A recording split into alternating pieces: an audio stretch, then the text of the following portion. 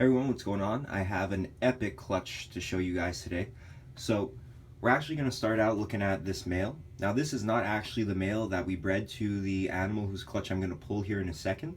This is actually his son. He's actually in one of the bottom bins and the humidifier is in the way of it right now. And plus he's not the nicest example of the morph. This male is actually a lot nicer, so I figured I'd show you guys him instead of the actual male that was bred to her. But again, this guy came from that same male and they are actually the same mutation. So what we're looking at right here is a Pastel Mojave Enchi, or a Pastel Mochi. Now you guys can see it's a very bright snake. The other guy, the male that was actually bred to the snake we're going to see here in a second, he actually does have the same amount of blushing as this guy, but he's not as yellow. But he does have the faded head. That's the telltale sign between a regular mochi and a pastel mochi. So you guys can see, really cool looking animal. So a 3 gene animal right here, and I'm going to show you guys what we bred that animal to this year. And if you guys follow the videos, if you're subscribed to the YouTube channel, you'll already know what we actually bred that male to.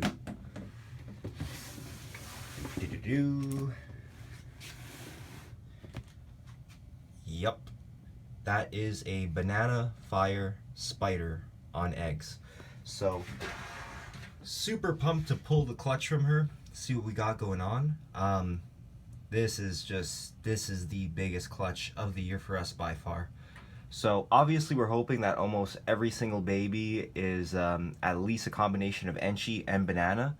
But the big animal that we could get out of this clutch is obviously an animal that will have each of the 6 genes at play here, which will be a pastel, Mojave, Enchi, fire, banana, spider. And I think you could shorten that by calling it a banana mochi firefly bee. Anyways, it'll be an awesome animal that'll have all 6 genes in it. So have my trusty blue bin right here that we're going to put the female into. And I know that she at the very least has 4 eggs because she started laying yesterday. I keep getting myself in trouble. Whoa. A repeat from yesterday, pulling the clutch from the cave dwelling, dropping the phone. So I keep getting myself in trouble this year because I'm actually at the breeding facility almost every single day. So because of this, I'm checking on animals every day. I'm getting a little too anxious and I keep actually interrupting these animals before they're done laying. And the problem with that is sometimes you'll get eggs that will stay in the animal. And then for whatever reason, I mean, we don't necessarily know that it's because we're taking a look at them before they're done laying, but that can help. Basically, we did have one normal female that was bred to a dinker male this year, and she actually held 3 in her. So we had the vet come and aspirate the eggs, and we're expecting her to pass those deflated eggs in the next coming days. But this female definitely looks like she's done laying. She's in a perfect beehive around them. So we're going to take a little look and see what she's got going on. And it looks like we got 6. This is this female's first clutch. And like I was just talking about, to make sure that there's no eggs in her, you see how, let's see if I'm on the camera here, you see how basically her underside is like kind of concave. Oh, she has some crap that she's going to need to pass here. But you can definitely see no eggs left in this female. So we'll put her in the bin. It's always fun taking eggs from ball pythons because typically they're not very aggressive. Some of the other snakes that I've had the pleasure, I guess, of taking eggs away from, they've been a lot meaner. Such as carpet pythons. The cave dwelling was not too friendly yesterday. But with ball pythons, you can pretty much just go in there and you know what you're going to get. So we have our incubation box over here. Our sim container. And this is a perfect clutch, so I'm just able to grab it because they're all stuck together. So this is actually our biggest clutch of the year, believe it or not, 6 eggs. Now what's interesting is that last year our average of number of eggs was much higher, but the eggs were much smaller. This year they're like huge, the eggs. I mean, these 6 eggs are taking up half the container.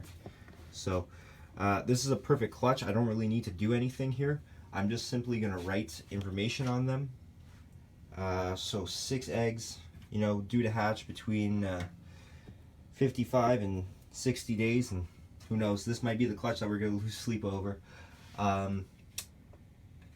Math isn't a strong point with me by any regard, so I had to actually figure out the math by going on to worldofballpythons.com and plugging in our 2 animals into the genetic wizard. It's a cool little app. I mean, it's a cool little like thing you could use on the internet to figure out your odds of hitting certain combos. I actually have a friend though that's really good at math, and he could do all that stuff in his head. But once you're playing with a bunch of genes, it gets a little bit harder. So each of these eggs has a 1 in 64 chance of having all 6 genes of the animals we're using here. So to get that banana, firefly, mochi bee, or I guess you could say mochi stinger, whatever. To get all the 6 genes together, 1 in 64 chance, that figures to about 1.56%, I believe, that each egg could be that animal. So what's cool about this is that we could get 64 different looking animals. That is kind of cool. But obviously, like I said, anything that I've seen that's a mix of enchi and banana looks awesome. So I hope that somehow every single egg is at the very least a banana or an enchi, and then the different combinations. What would be absolutely hilarious is if we popped a normal out of this, because we have about as much of a chance at producing a normal as we do the 6 gene animal. So hope you guys enjoyed the video, and actually, just because you know we got some time here, I'm going to show you some of the other animals that will lay pretty soon. So we have a super pastel yellow belly that was paired to a super stripe.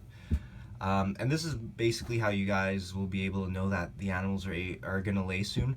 Basically, once they do their pre-lay shed, they start moving the substrate around. They'll usually like to lay their eggs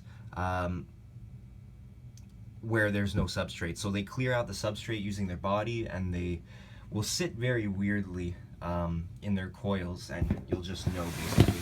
So that's super stripe to a super pastel yellow belly. So looking to make some pastel yellow bellies and pastel super stripes, pastel specters as well. Sorry, pastel ivories, not pastel yellow bellies. I guess we could get pastel yellow bellies too. Sorry guys, I'm a bit like all over the place. Really excited about the banana fire spider clutch. And we have this pastel ivory female here. She actually looks really nice. One of the best looking ivories I've ever seen. And she was bred to the puma. So we're breeding super to super, so all the babies are going to be ivories or pumas. Oh, pastel pumas and pastel ivories. And regular ivories and regular pumas. So that's pretty cool. This female may or may not go. I'm just showing you guys the ones that are like up next basically. Probably the second most anticipated clutch, well maybe third, depending on if our chocolate ghost goes this year. But this female, see, this is a pastel mochi, adult size. And this is the female. She's actually the sister to the male that was bred to the fire banana spider. And you guys can see, I mean, she looks great. She held on basically to all her blushing and most of her yellows as she got older. So she was actually bred to a firefly. So really looking forward to that. Super pastel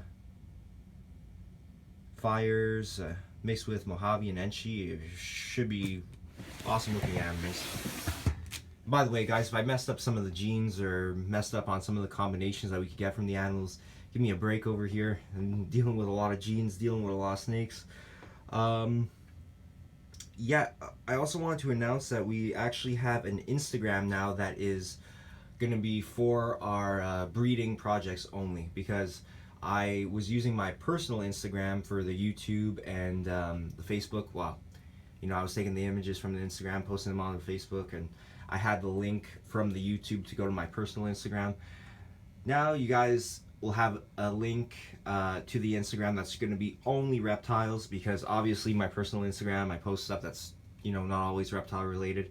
That might piss some of you guys off. So if you do want to follow me on Instagram, it's Paul.DeMarco on Instagram. But if you guys want to just get the reptile related stuff, and I'll try to be actually posting a lot more on Instagram, it is Instagram.com/Safari Reptiles. Same deal as the Facebook, guys. You know, I have 8,200 subscribers on this YouTube channel, and we don't even have 1,000 likes on Facebook. Doesn't make all that much sense to me. It would really help me out, guys, if you like the Facebook page and followed the Safari Reptiles Instagram account. Thanks, guys. Take care. Have a great day. See ya.